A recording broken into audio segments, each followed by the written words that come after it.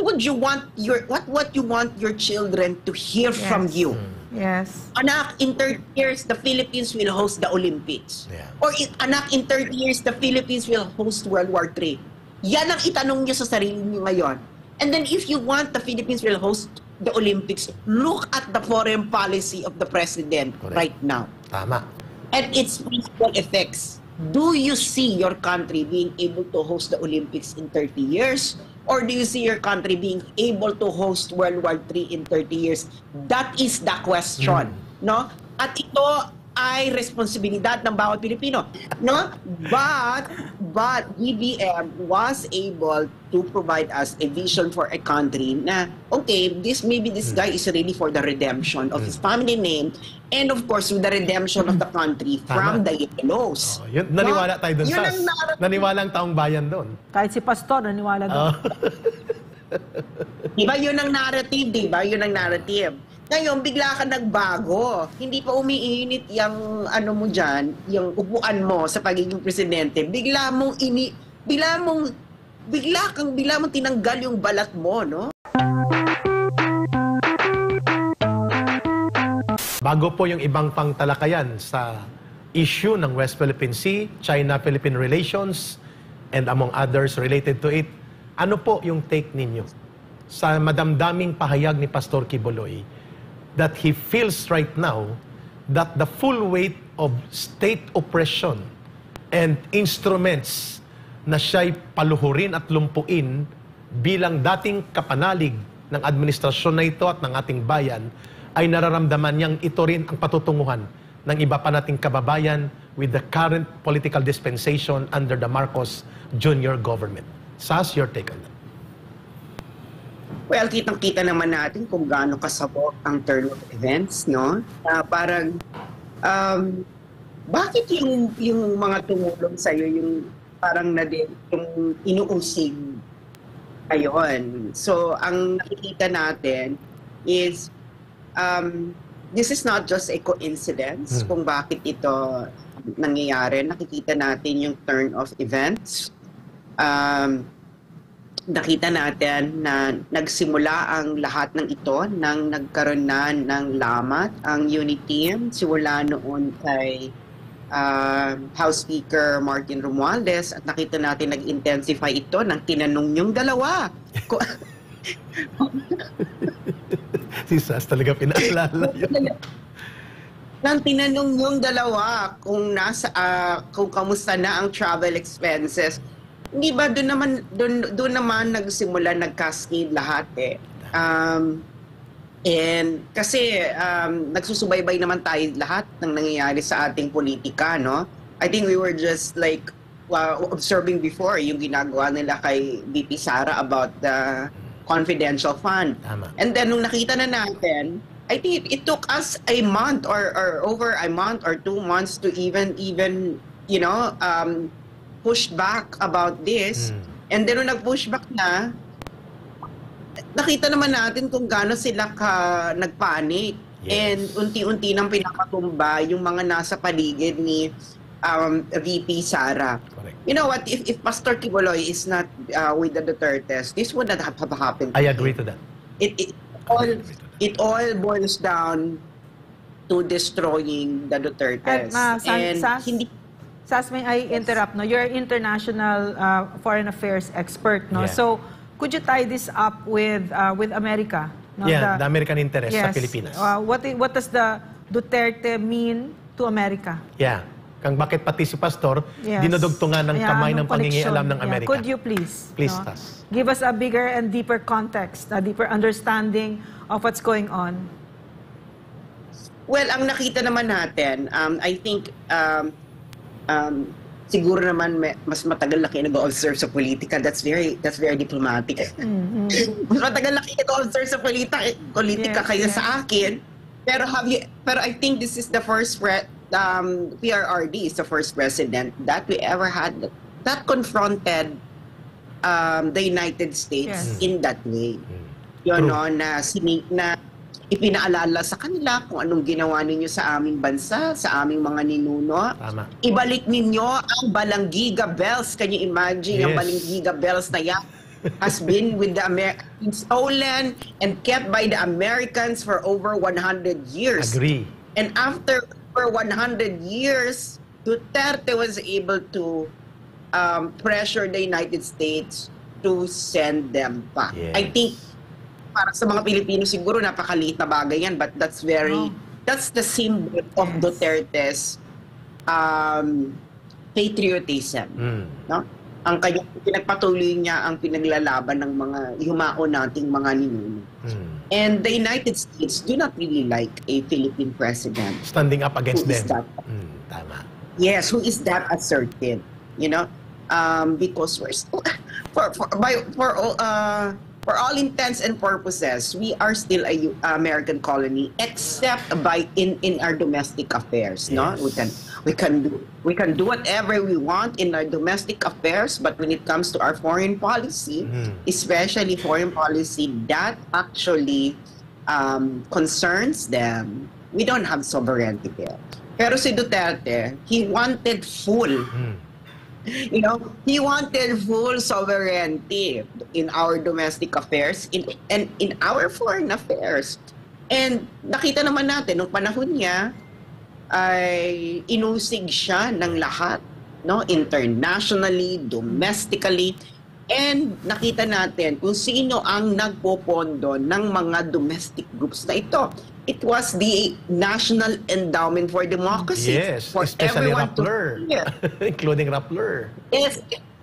Yes, exactly. Vera Files, Rappler. Now, nasaan sila ngayon? Hindi ba? Nasaan ngayon ang Vera Files and Rappler? Tama. Bakit ngayon na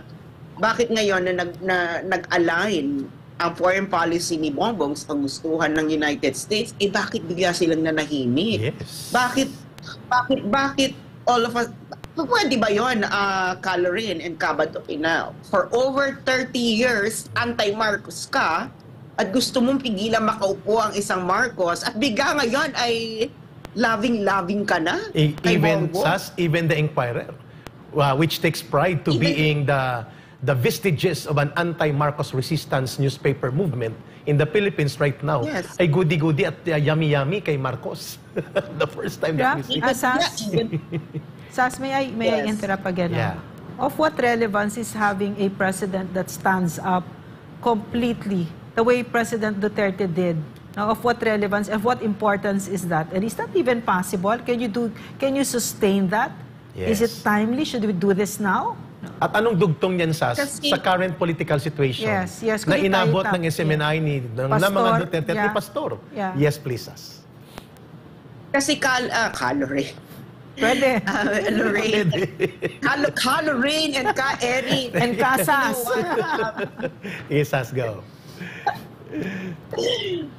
You know, ang image natin sa ibang bansa, no? Ang image natin in ASEAN countries, in any other country in the world, is that we are a pet of the United States. They know our history more than ordinary Filipinos. Tama. Know our history.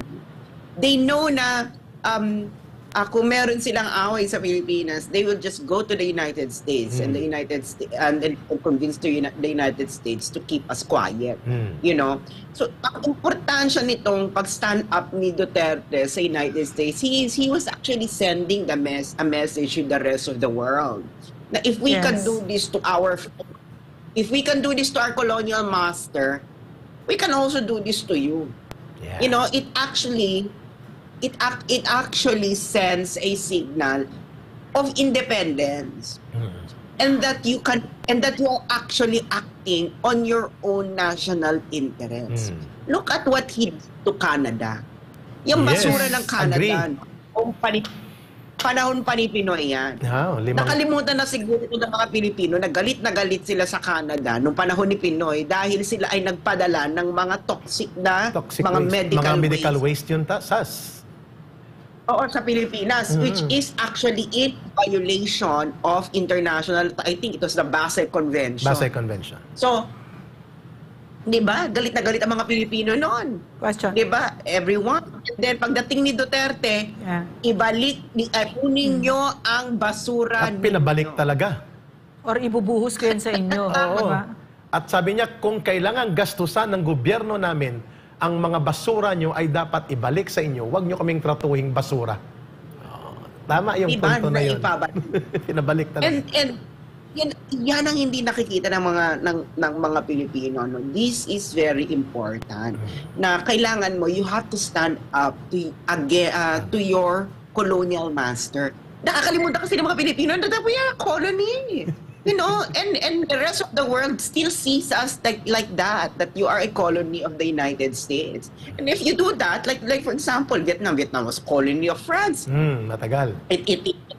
You know, the United States attempted to colonize it, you know. But they refused. But they paid a very dear price in Vietnam. Vietnam put a hard and nail against its colonizer. Correct. And now it can stand up against anyone. Do we see the United States or even France even making mando sa foreign policy ng Vietnam? It's unthinkable. Takot sila dyan, Sas. Sas. So, and what good, no? Kasi I don't see the Philippines as separate from the rest of the world, no? So, what are the implications in the geopolitical situation, the balance of power of a Duterte that stood against a tyrannical country like the US? What were the implications? What good did that do? Or anything bad? What were the effects? At bakit hanggang ngayon, kahit hindi na siya sa poder, tinatarget pa rin siya. Yes. And all which are or who are connected to that Duterte infrastructure of political leadership ng siya na sa poder. Well, if we can see no na ang survey results on trust ratings, 'di ba? Nakita niyo yung sa Pulse Asia survey, which is actually I think Pulse Asia is the most convincing polling company in the Philippines. So, shout out sa inyo dyan. Hindi ko kayo kilala, but that has been your image, no? That has been the image of Pulse Asia. That's what politicians wanted. Always want to look at the result of Pulse Asia. If you can see there, Duterte has the highest trust rating among the past 3 presidents. Second is Aquino. And third is Marcos. So if there's anything that the yellow supporters would claim, at least you did better than the Marcoses. Congratulations. Pero as we can see, it's Duterte that has the highest trust rating. Lahat ng ginagawa ni Duterte nung panahon niya ay very transparent sa mga Pilipino. Wala po siyang tinatag. War on drugs, he never lied that it will be that bloody. Diba? Did he? No. And during the campaign, hindi niya pinangilagan yon. He stood by that. Law and order will be restored. And the days of drug lords will be over in my time. Hindi niya tinago yon. Yes. Yung approach niya sa China, tinago ba niya yan? Hindi. No. The moment na hindi pa nga siya tumatakbong presidente, I've been following Duterte's foreign policy pronouncement. Hindi pa siya tumatakbo noong 2015. He was very consistent, no? Si Duterte, very consistent siya. That's why Filipinos like him. Correct. You know, Duterte remind them of their no-nonsense old tatays or old uncles. No? We have at least one old man in our lives who will call us, diba? Who will call us out on our nonsense. Sas, no? hindi lang consistent, Sas, no? Authentic. What you see, what you get. Authentic. Oo, hindi siya yung nagpa-plastik-plastikan na politiko, nakakamayan ka sa kaliwa, titirahin ka ng kanan. Hindi ganun si Digong eh. He's a man of honor and a man of principle.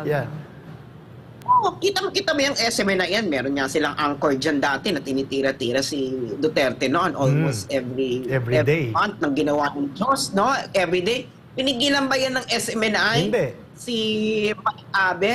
Hindi, di ba? He was very, very vocal against Duterte during that time. Pinasara ba yung SMNI because of Mike Abe? Hindi ba?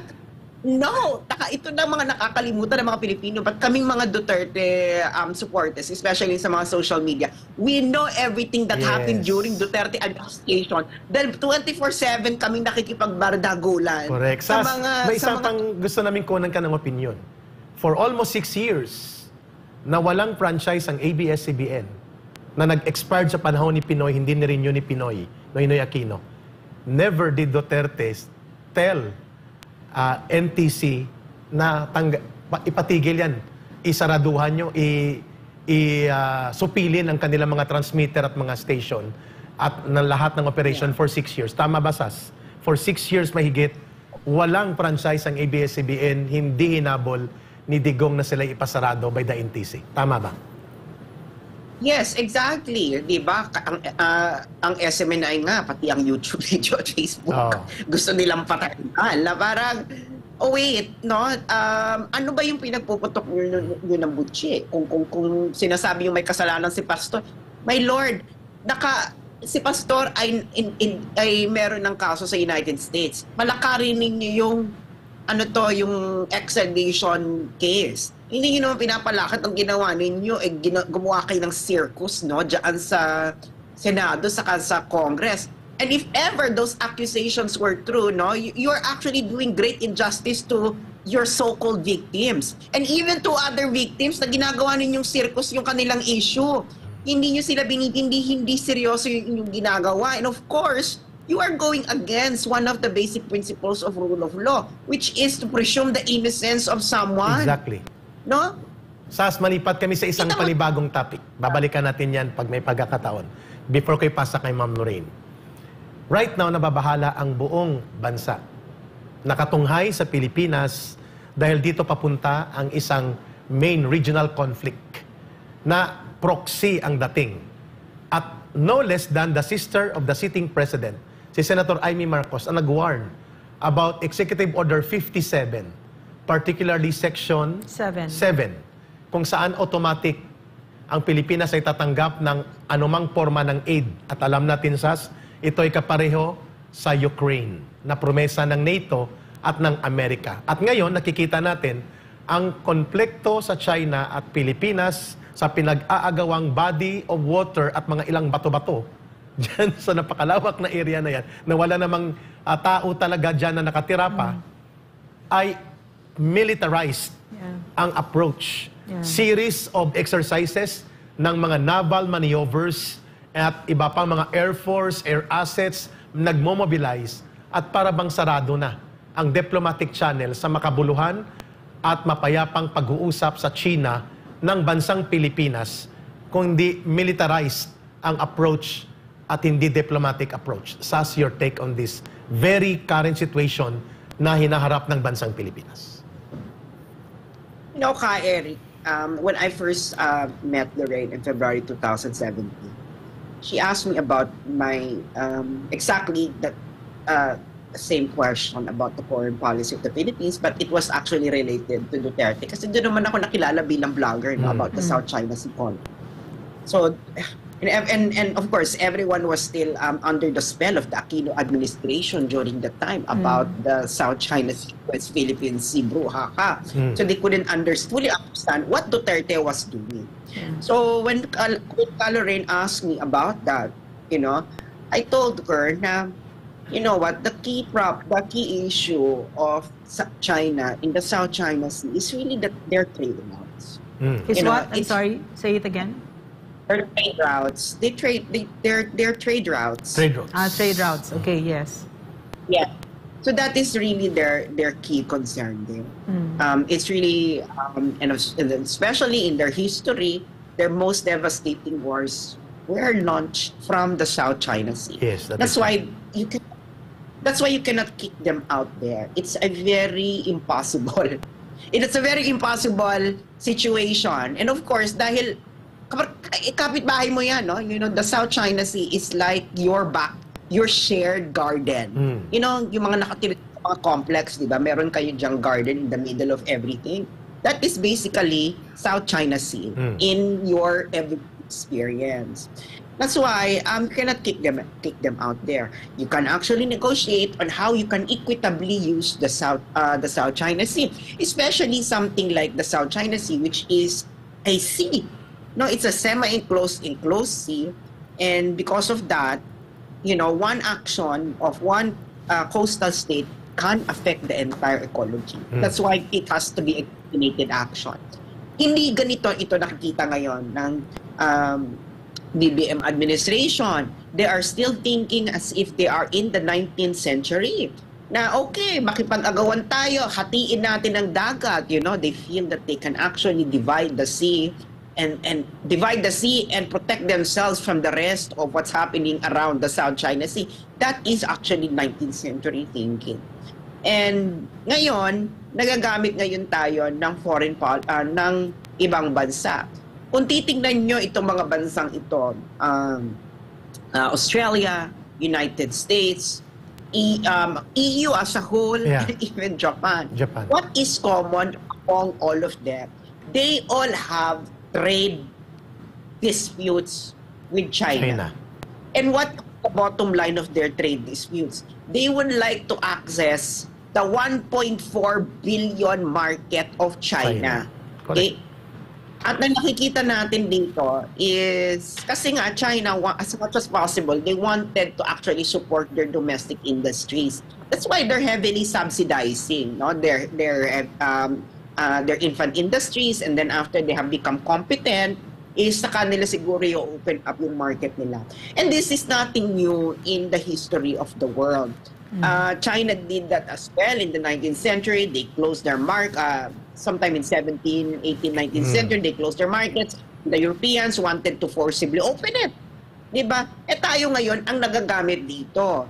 And nakakalimutan kasi ng mga Pilipino, no? What are the primary reasons why the United States wanted to actually possess the Philippines? They didn't actually, it wasn't actually in their plan, no?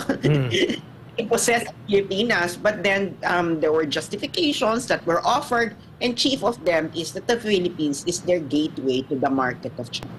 Yes. Okay, that was in 1890 during the, kasi nga, they cannot justify bakit yung occupy ang Philippines. You know, the United States during that time was an anti-colonial country, and then suddenly they become a an imperialist or colonizer, so they have to justify it to their citizens.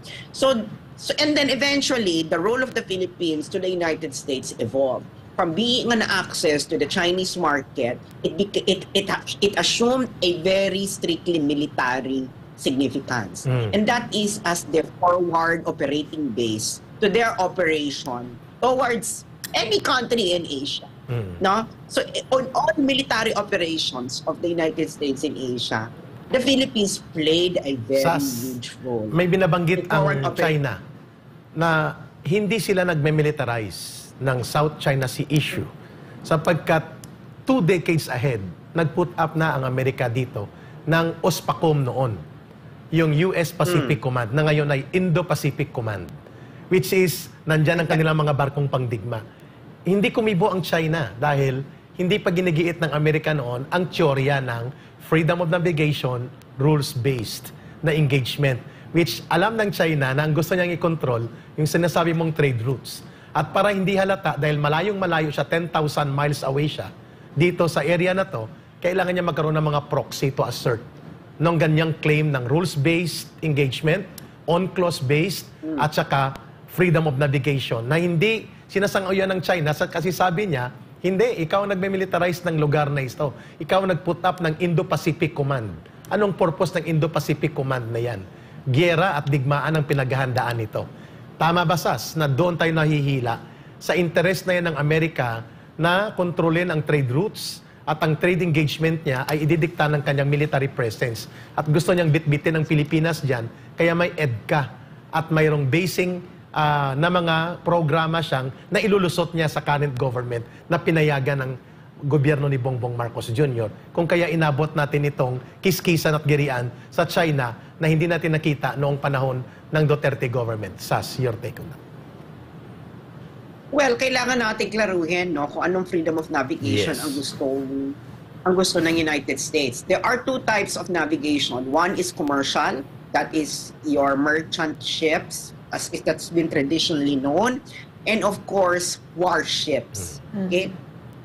Traditionally, okay, pre-colonial times ng Asia, may freedom of navigation na tayo, no?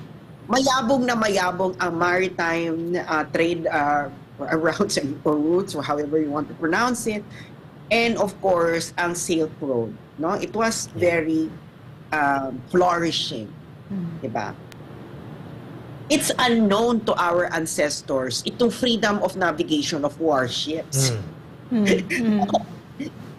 Because it was not necessary. The number one problem ng ating mga ancestors, no, or our Asian ancestors, ay ang mga pirates. So, mga private, ito yung mga privateer, no? Yung mga pirates, privateers, ganyan, na humaharang yung ships. That is their number one problem. Hindi yung mga political communities around because they don't really, hindi talaga nila nakikita ang need to produce warships, no? Ng mga land soldiers pa, yes. And then Europe actually copied the freedom of navigation custom of Asia, no? And it was actually used to justify the Dutch seizure of this ship. Ngayon, recently lang itong warship ang naging attached sa freedom of navigation.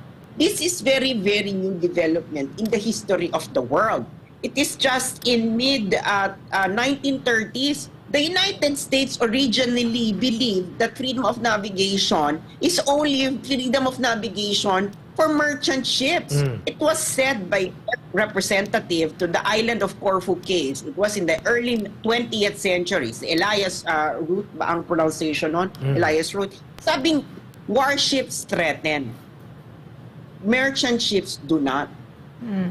Kaya ang understanding ng United States, walang freedom of navigation ang warships. And then eventually, it became a very strong country. Doon na niya na pinaglaban ang freedom of navigation ng warships. Okay? Wala po tayong nakikita na freedom of navigation regarding warships na naaantala dyan sa Indo-Pacific. Otherwise, tumoto-todo ng inflation. Okay? Kung naantala ang freedom of navigation ng warships because it's very, you know, as anyone in the maritime industry, any disturbance in the trade routes ng mga sa sea will actually raise up the, what do you call that? Insurance. Okay? Insurance cost. No? At tataas yung presyo ng logistics. Wala pong ganyan dyan. Ang pinag-aawayan dyan, ang position dyan ng Amerika, ang freedom of navigation of its warships. At hindi lang po China ang kaaway dyan ng United States. Yan ang alam ng mga Pilipino. If you go to the freedom of navigation operations ng United States, which is actually available online for everyone to see, that's why, that's why this is not, some... You don't need some lip imagination. Makikita mo ang kanyang mga ayaw na nangyayari sa Asia. Ayaw ng United States, for example, ng prior notification ng mga warships niya na dumadaan sa territorial sea. Can you imagine? In the territorial sea of any country.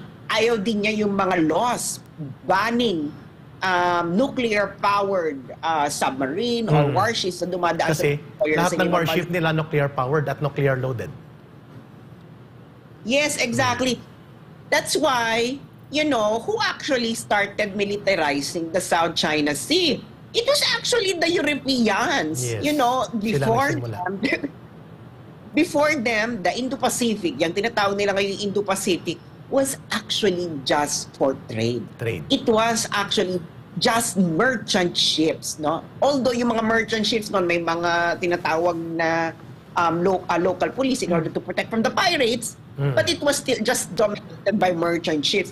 It was them who militarized it. Yeah. It kailangan nila i-militarize kasi kinolonize nila tayo, no? In every country, almost every country in Asia.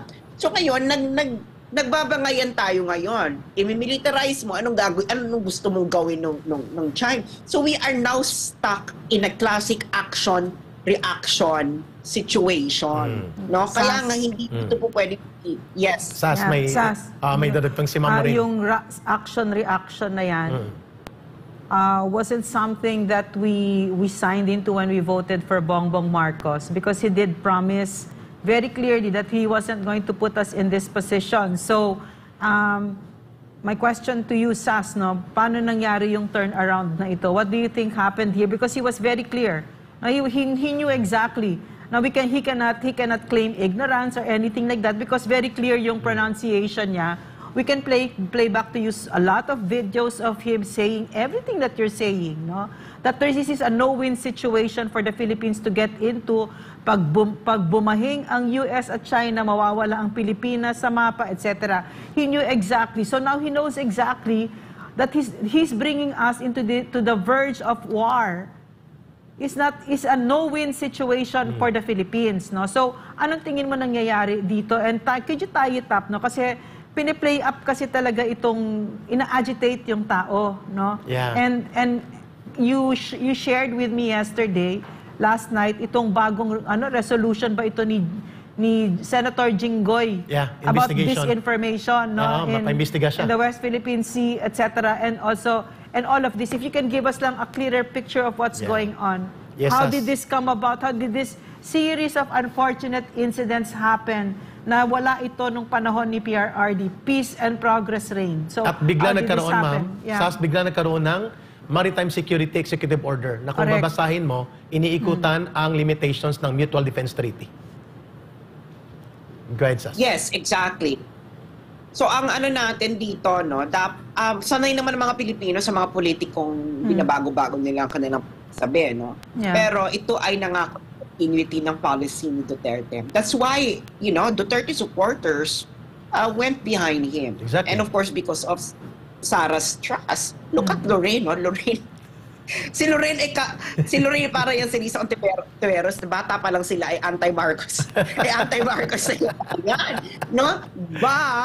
But BBM was able to provide us a vision for a country na, okay, this guy is really for the redemption of his family name and of course with the redemption of the country from the Yellows. Naniwala tayo dun, Sas. Naniwala ang taong bayan dun. Kahit si Pastor, naniwala doon. Diba yun ang narrative, diba? Yun ang narrative. Ngayon, bigla ka nagbago. Hindi pa umiinit yung mo dyan, yung upuan mo sa pagiging presidente. Bigla mong tinanggal yung balat mo, no? At nakita namin ang mong kulay. Diba? At wala ka man lang explanation kung bakit nagbago ka. Yes. Hindi ba normal lang naman yan sa mga Pilipino? Pag may nagbago na kaibigan mo, nagbago yung nanay mo, nagbago yung jowa mo, tatanungin mo, friend, bakit nagbago ka? Paano ba yung presidente, Lorraine and ka Eric, no? Na nagbago, na 180-degree turn, na hindi na natin ma-recognize kung sino ba itong nakaupo dyan, or kung siya pa rin ba ang nakaupo, di ba? And to what do you attribute that, Sas? To what do you attribute such kind of a sudden change that is so dangerous now, putting the country in the verge of a calamitous war if this will not be handled properly? Or that he didn't even feel like he owed us an explanation to that flip-flop? Go ahead, Sas. I think it can be attributed to the people around him. Okay? The Romualdeses, my God, the Romualdeses have been collaborators of the Americans during the colonization. Until now, no? And second, of course, is ano bang leverage ng United States? Isa yun. Okay? Diba? And number 3 is baka may gusto rin siya from the United States.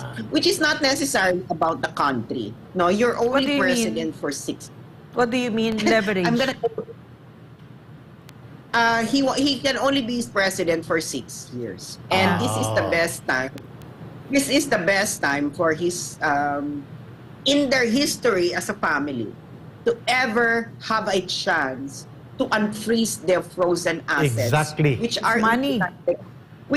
And we're talking, Sas, we're talking about, ang kumakalat ngayon sa social media, Sas, dapat ipaliwanag niya ito, almost $1 billion worth of property and assets na nasa Amerika. In the United States. Yes, $1 billion. Kasi 40 years ago pa ito, no, na mga assets na frozen at ngayon sabi mo, pagkakataon ito para ma-redeem, mabawi at mapagkamal nila itong mga nakaw na yaman na hinahabol noon ng gobyerno ng Pilipinas sa kanilang pamilya. Are you saying that leverage?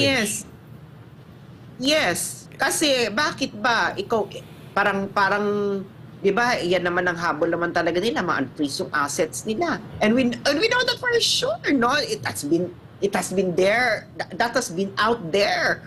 Hindi naman sikreto yan na gusto nilang ma-unfreeze yung assets nila. Let's call a spade a spade. Yes. And you are the president of the country, and now you can now have a leverage dito sa mga bansang nag-freeze ng assets mo against the United States. Meron din sa Belgium, meron din in other parts of Europe. Yeah. Assets, meaning stolen wealth, wealth that they stole from the Filipino people. Is that it? Well, the language is unexplained wealth. Unexplained wealth, yeah. But cutting through that BS, it's stolen, right? Okay. Yung mga plundered wealth. Diba? Kung ang mga CPP Unexplained. tumawag niyan, plundered wealth. Mga ninakot. The unexplained wealth, whether you stole it directly from the coffers or you used your position To amass. to actually enrich yourself, Yeah. no? Maybe you use your position and actually enrich yourself, no? So ngayon is, kailan ba nila ito makukuha? Not anymore, di ba? Bongbong is actually the sole executor now of the Marcos. Of the Marcos estates and properties and assets. Di ba? Correct. So, bakit hindi niyo sabihin? Ang hilig naman niya mag-deny, di ba? Tinawag pa niya nag-fentanyl si Duterte. Di ba? Mali-mali naman siya. Ba't hindi niya deny? Bakit hindi niya sabihin na wala po akong balak na gamitin ng aking posisyon para i-unfreeze ang aming unexplained wealth? Napakahirap bang gawin yan, Lorraine and Ka-Eric? Walang maniniwala I don't kasi sa think kanya, so. Sas eh. Walang maniniwala sa kanya na hindi Exactly. niya gagawin. Ginagawa na niya. Diba? Now, look at Duterte, no? Si Duterte nga, wala nga yung pinapapuntang mga kamag-anak sa Malacanang, wala nga yung Wala. ina-appoint, no? Wala. Diba, even Sarah herself says na kailangan nilang makipag-schedule ng appointment para lang magkaroon ng meeting Exactly. sa kanyang tatay. Oo. Cannot see any Duterte kamag-anak, anak, or whatever na nakikialam dyan sa Malacanang. Yes. No? So, that is the truth of it. Ngayon, ang dami-dami, hindi mo na ngayon alam kung Sas, sino talaga nagpapatakbo. babalikan ka kanya. namin. And Yeah, babalikan ka namin ni Ma'am Lorraine kasi we're catching up with the time. May isang tanong na kailangan Yes. itanong namin sa iyo para maipaliwanag mo. Ang pagpapaliwanag daw, na kagaya ng pinapaliwanag mo, na hindi digmaan ang solusyon sa pakikipagrelasyon sa China at pagresolba ng hidwaan na ito ay hindi dapat umabot sa militarized approach at parang sabi mo 19th century na kaisipan ng mga Coordinate. kolonyalista. Yeah. Ay ito daw ang pananaw ng mga nagtataksil at mga bagong makapili na funded ng China ang pag-iisip at palalaganap kung si Senator Jingo Estrada pa ng disinformation at dapat imbestigahan daw ito. This is dangerous, Sas, kasi pag nagposisyon ka pala ng tamang mapayapang pamamaraan at diplomasiya bilang option na dapat tinitake ng gobyerno, ay ikaw ay nagpapalaganap ng disinformation at nagiging kasabwat ka ng China interest. How do you like to react and explain that kind of attribution na very unfair and dangerous na ginagamit na nasa kapangyarihan ngayon ng gobyerno ni Bongbong Marcos Jr.? well, unang-una, no, dito sa mga senador at congressman na ito, we expect that you would put your children in the front lines of the war. Not in the rear row, not as medics, not as clerks, but at the front lines. So, no? Para we want magkalinawan. to see Sandro Marcos, Vince was his Marcos, the Marcos boys on the front lines. And we want Bongbong Marcos there as well. And Martin Romualdez, his children, no, all of them. Put your children, no? Put your children in the front lines. Huwag kayong lilipad-lipad sa kung saan-saan. magtatago yan siya, Sas. Di ba? Good point ang binanggit mo na yan, Sas. Tama ka. Kasi ang pinag-uusapan dito, buhay ng buong bansa at ng mamamayang Pilipino. Number 2, Sas. Number 2, maswerte na ang Pilipinas, no, kung mauwi talaga to ng full-blown war. Yeah. Dahil at least makakatanggap kayo ng aid from the United States, like Ukraine, and syempre ang yayaman ulit dyan, mga politiko, no, just like what's happening in Ukraine. Kay Zelensky, Let's just call tama us ka. Diba? Hindi pa naman darating yan ng shooting war. Marami pa yan. And the thing is, these people are not explaining to us what could happen to the country alam mo sa United States, no, meron silang tinatawag na wargaming. Itong mga media, nag-wargame sila. Kung anong mangyayari, no, American forces, kung magkaroon ng gera over Taiwan, ang China and the United States. And then they actually very honest, ganito magiging casualties ng United States. Of course, hindi tayo kasama doon because we are just nothing. No, bakit wala tayong ganyan? Bakit hindi nyo pakita sa mga Pilipino on how will this escalate and how will this affect the Filipino people? You know, any disturbance, lahat ng halos ng basic necessities ng mga Pilipino ay ini-import po natin. At saan po dumadaan yung mga ini-import natin? The South China Sea. Yeah. You know, saan tayo umi-import ng marami? Ang mga ating mga industries, saan sila nag-i-import ng mga cheap raw materials para mabigyan kayo ng mga bilihin na abot kaya ninyo? Saang bansa? Sa China. Di ba? Tama. Ngayon, kung mag-escalate ito, no? Kung mag-escalate ito, yung inflation nyo ngayon na nararanasan, nako, makikita nyo na mas mayaman pa kayo ngayon kaysa mangyayari yung tumaas ng bonggang-bonggang inflation. Wala pang gera yan. Wala pang gera yan. Yung ganyang senaryo. Kung magkaroon na ng gera, nako, you will waste for every 1 year that you are at war, you will waste 10 years of development. Sas, may interaction si Ma'am Lorraine sa'yo, final?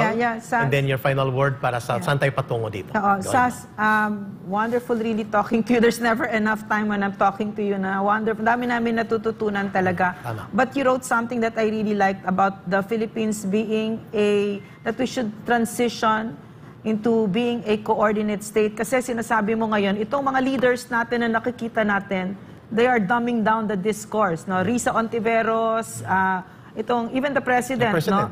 Ina-agitate nila ang mga Pilipino na makipagbangayan. And yet, ang politically mature na bansa ay hindi na ganyan. So could you please expound on that so that that could be your closing statement, also what is our aspiration as a nation? And where do we want to take this sa gobyerno natin na mapakinggan niya ang boses ng mamamayan, hindi lamang yung boses ng kanya mga imperialista at neokolonyalistang mga amo, kagaya ng Amerika. Sas, go ahead. Where do you like to bring this situation now? We should have a long-term vision for our country. At gagamit ako ng very good metaphor that could actually make Filipinos see what I'm talking about. How do we want our country to be in 30 years? For me, para sa akin, gusto ko ang bansa ko in 30 years will be able to host the Olympics. Nice. And in order for the Philippines, di ba? In 30 years, kasi yan ang China you know, from its opening to its hosting of the Beijing Olympics in 2008, it took them about 30 years. So in 30 years, if that is your vision, no, Eric and Lorraine, if that is your vision for yourself that you want to host the Olympics in 30 years, you would set your country in a path of development towards that. Tama. Diba? So lahat ng gagawin mo will actually make sense and cohere that vision. Ngayon na nakikita natin dito, Eric and Lorraine, ang vision ng gobyernong ito is for the Philippines to host World War III. Kaya nga. Ang nakikita natin, ganun nga papunta ang ating bansa. Are we heading towards a country that can host the Olympics in 30 years? Or a country that will host World War III Very clear. in 30 years and less? Very clear. And the choice is for the Filipinos. Alam mo, Eric and Lorraine, no, and ako, no, halos magkakalapit naman ang ating mga edad. Kung dumating man kung hindi man dumating ang gera na ito in 10 years, it will arrive in 20 years. If our foreign policy will continue going this way. Agree. Can you imagine kung halimbawa na tayo, uugod-ugod na tayong tatlo, at makikita natin na the next generation will suffer for the wrong decisions that our generation did. And we were silent about it. Yeah, Kaya dapat tayong magsalita. You know, lalo na tayong papunta na doon sa twilight age, no? Because we are not the ones who are going to suffer the consequences of the foreign policy of Aquino and Bongbong Marcos. Correct. Let's call it a spade. It's the Aquino Bongbong Marcos foreign policy. Agree. If we don't speak up against this, no? Kung matatakot tayo, bakit naman tayo matatakot? Para naman sa susunod na henerasyon. Mas nanaisin ko na tawagin niyo akong traitor ngayon than to actually see the future generation thinking na bakit yung mga ninuno namin na hindi nila nakita na papunta sila sa bangin. Tama. Sas, No? Sas, We have to... one last question. Yes. Is China paying you? Yeah, briefly, To speak- Sas. And if not, if so, what is your reason for speaking out? Are you being paid? Hindi po ako last 2 minutes, Sas. hindi po hindi po ako binabayaran ng China, no. Never happened in my years of blogging na binayaran ako ng China to speak this way. Ako po ay nag-iisip ng ganito dahil sa aking pinag-aralan sa Europa. You know, I was still in Europe when I started speaking this way. I was very consistent since 2015. Correct. It's now 2024. Magte-10 years na, no? Would you pay someone who's consistent in their position? Who is actually receiving payment? Yun yung mga paikot-ikot at paiba-iba ng kanilang sinasabi. Dahil nga ay silang parang jukebox na pag hinulugan mo ng piso, kung ano ang pipindutin nila para ikanta mo, yun ang kakantahin mo. That is the truth of it. Why am I saying this? You know, why am I speaking up? Because if you studied history, you know, it will actually give you a sense of awareness of how things might be and where it will lead. And in my studies, I see that the Philippines is headed not towards the path of being able to host the Olympics in 30 years, but in the path of hosting another world war in 30 years or less. Unless So kung yan ang Unless, nakikita mo Sas, sa inyong bansa, makikialam Diba, ang if taong you bayan. Unless, unless makialam kayo, this is not just your future but the future of country, di ba? Bakit hindi naman tayo magsasalita tungkol doon, di ba? Since 2015 pa ako sinasabihan ng mga ito, traitor ka, ano ka ng China, ganyan. Ba't hindi ako natina? sige, Sas. No, but Hindi because, Sas, but because you spoke out like this and you're speaking out like this, the Philippines will host the Olympics in 30 years. Because people I are declare it. listening to us. Yes. And people will be the most Diba? decisive in this kind of crisis situation we're Yeah. facing in our relations with Yes, China. Sas, Wait, yes, wait. go ahead for the final Yeah. closing mo. Di ba ka Eric Callerin at mga Pilipino, what you want your children to hear from you?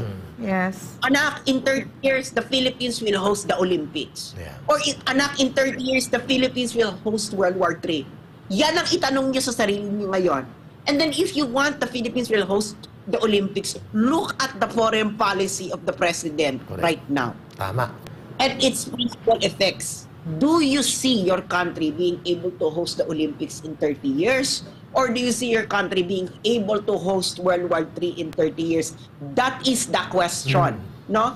At ito ay responsibilidad ng bawat Pilipino. Si Maharlika nga na Amerikano niya, nakikita niya na napapunta sa ibang bansa, 'di ba? Amerikano na 'yan, ha? No? Nakikita niya 'yan. Buong tapang niya sinasabi kahit sinabi ko kay Maharlika na Maharlika, huwag mo i-touch ang China issue dahil baka gurgurin ka sa Amerika. Sabi niya wala siyang pakialam. Yes. Dahil nga nagmamahal tayo sa bansa, ayaw nating malagay sa paham yung ating minamahal. That is the truth. Yes, maraming salamat, Sas. Napakaganda ng talakayan na ito.